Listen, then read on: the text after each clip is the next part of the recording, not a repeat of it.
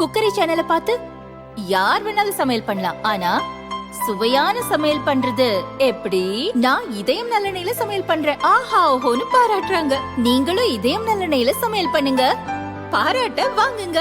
தினம் தோறும் வாங்குவே இதயம்.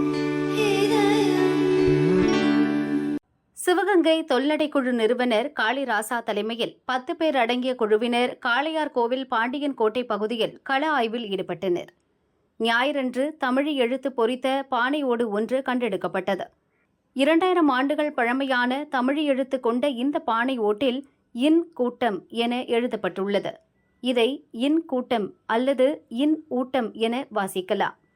பொதுவாக பானைகளில் இடமிருந்து வலமாக எழுத்துக்கள் எழுதப்படுவது வழக்கம். ஆனால் இதில் மேலிருந்து கீழாக எழுதப்பட்டுள்ளது. தமிழ் எழுத்து பொறித்த பானையோடு சிவகங்கை அரசு அருங்காட்சியகத்தில் ஒப்படைக்கப்பட்டது. திருக்கானப்பேர் அப்படின்னு இலக்கியங்களில் அழைக்கப்படுது. புறநானூற்றில் 21வது பாடலில் இந்த பாண்டியன் கோட்டை பற்றிய செய்தி இருக்குது. அதில் வேங்கை மார்பன்ற குறுநில மன்னனை பாண்டியன் உக்கிர பெருவெழுதி வெற்றி கொண்ட செய்தியை பாட்டு சொல்லுது.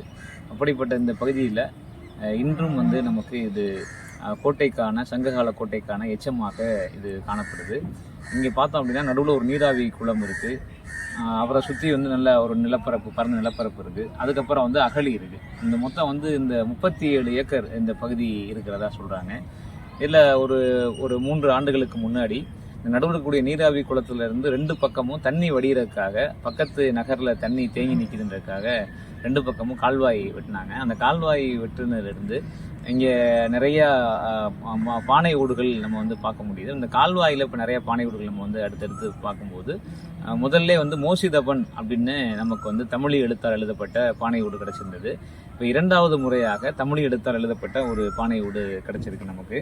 இந்த பானை ஓடு முதல் எழுத்து நாவாவும், அடுத்தது கு, அடுத்து ட, இட், ட, அடுத்து ஆ, அடுத்து இம்.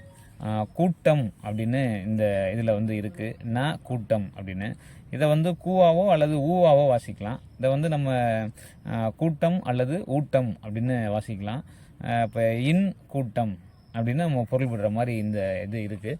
இங்கே நமக்கு தொடர்ச்சியாக சங்ககால கூரை எச்சம், சங்ககால செங்கல் எச்சம், வட்டச்சில்லுகள், அது பானை குறியீடுகள், இப்படி நமக்கு தொடர்ச்சியாக பலது கிடச்சிட்டே இருக்குது. எலும்பாலான அந்த கருவி முனை, இப்படி பலது கிடைக்குது. இப்போ 2வது முறையாக இந்த தமிழ் எழுத்து கிடைத்திருப்பது இது சங்ககால வாழ்வியல் இடமாக இது இருந்ததுன்றதுக்கான ஒரு ஆணித்தரமான ஒரு சான்றாக இதை நம்ம பார்க்க முடிகிறது.